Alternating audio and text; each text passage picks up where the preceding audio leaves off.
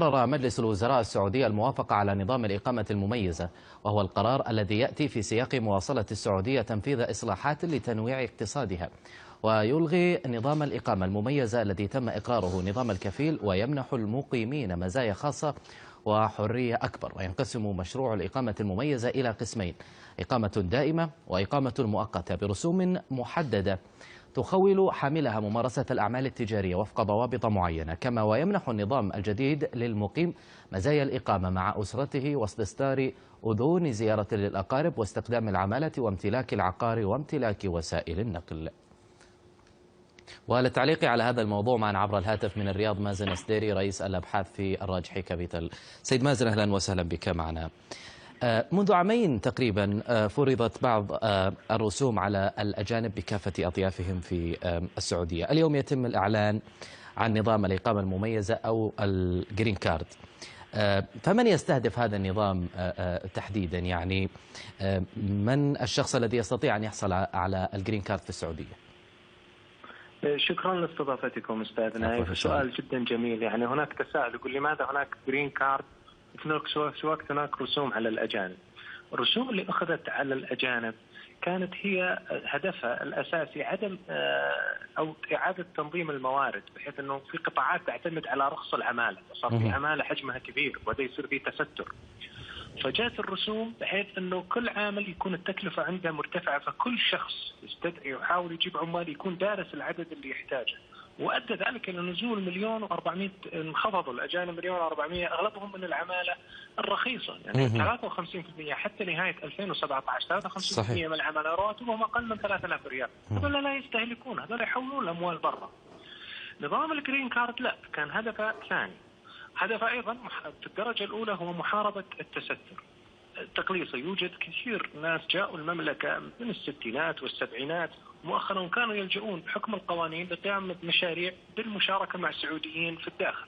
هذه المشاريع مع الزمن ما تكبر، لأن يصير عنده تخوف من التوسع في الاستثمار، والأموال اللي يحصدها من هذا الاستثمار يحولها برا. الجيل الثاني تلاحظ أنه ينشأ برا المملكة. ممتاز. ينشأ في دول تعطي جنسيات زي كندا وغيرها، فيكون أو استراليا. فالمهم أنه يكون ما تنمو هذا. فالهدف منه تقليص اقتصاد الظل بدرجة عالية، والسماح لهذه الثروات الموجودة في المملكة للمشاركة سواء في الاستثمار سواء أو في الاستهلاك. ممتاز. طيب هذا النظام الجديد من يستهدف بالتحديد؟ يعني كما ذكرت في معرض السؤال السابق، من يستطيع الحصول على هذه البطاقة أو الإقامة المميزة؟ الملاءة المالية، طبعا يكون لديهم الملاءة المالية والوضع الصحي الجيد، يكون سوابقهم، يعني يكون أرشيفهم السوابق يكون جيد، تعليمهم، لأنهم راح يكونون عندهم شبه حقوق مواطنة، ما هم أجانب عاديين.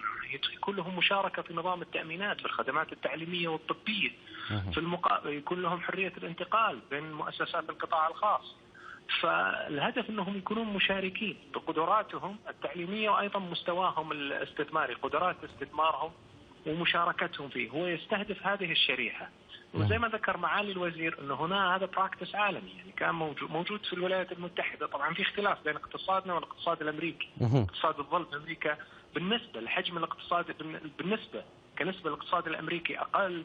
هناك هدف للحصول على على موارد بشرية اكثر من اموال. في اختلاف بين النموذجين. امريكا دولة ضريبية، احنا مختلفين. لكن في المملكة الهدف منه هو الأموال المعطلة بحكم القوانين أنها تتحرك. كمان المستثمرين اللي في الخارج اللي يشوفون في المملكة فرص، حضورهم كأفراد أسهل من دخولهم كمؤسسات. بالحديث سيد مازن يعني عن الولايات المتحدة الأمريكية، يعني نحن نعرف أن هناك هذا النظام موجود في أمريكا الجرين كارد، وأيضا يجذب الكثير من المهاجرين إلى الداخل الأمريكي. اليوم هو الفرق بين الجرين كارد الأمريكي والسعودي؟ هل يمكن أن نرى في المستقبل مهاجرين إلى السعودية؟ والله الهدف أنهم يأتون مهاجرين يضيفون للمملكة، يعني كمستثمرين أو كموارد، يعني كرأس مال بشري. طبعا في أمريكا زي ما ذكرت لك، يعني ما كان حجم اقتصاد الظل بالنسبة للاقتصاد الأمريكي يقدر بحدود 10%. في الدول النامية يوصل أستاذ نايف إلى بنسبة 25%، من 20 إلى 25، يعني قرابة الضعف. فهو الهدف في المملكة هو تقليص اقتصاد الظل في الدرجة الأولى، بالإضافة لتشجيع الاستثمارات وتحرير الأصول المجمدة. احنا يعني في عندنا عيوب كنا نواجهها، من أعلى الدول اللي فيها حوالات للخارج. صحيح. واضح إنه كثيرين ما كانوا يستثمرون في المملكة من الأجانب، هذا تساؤل. كان أيضا من الأشياء اللي نواجهها دخول الاستثمارات عبر الأفراد أسرع من حضورها عبر مؤسسات، ويعطي انطباع أكثر. في شيء ثالث بقول لك يا أستاذ نايف، في شيء في السلوك. لما يتغير الفرص الاستثمارية بلد، رجال الأعمال تحولهم من قطاع القطاع ترى صعب. إذا رجل أعمال متعود يكون مستثمر في قطاع معين، تحوله لقطاع مختلف الموارد والاقتصاديات ترى ما هو سهل سلوكيا. صحيح. دخول مستثمرين أجانب عبر نظام الجرين كارد يساعد في تنويع ثقافة المستثمرين ومجتمع رجال الأعمال. له انعكاس ثقافي كبير على الوسط الاستثماري. من الرياض. من الإيجابيات. من الرياض انضم إلينا سيد مازن السديري رئيس الأبحاث في راجحي كابيتال. شكرا جزيلا لمشاركتك معنا.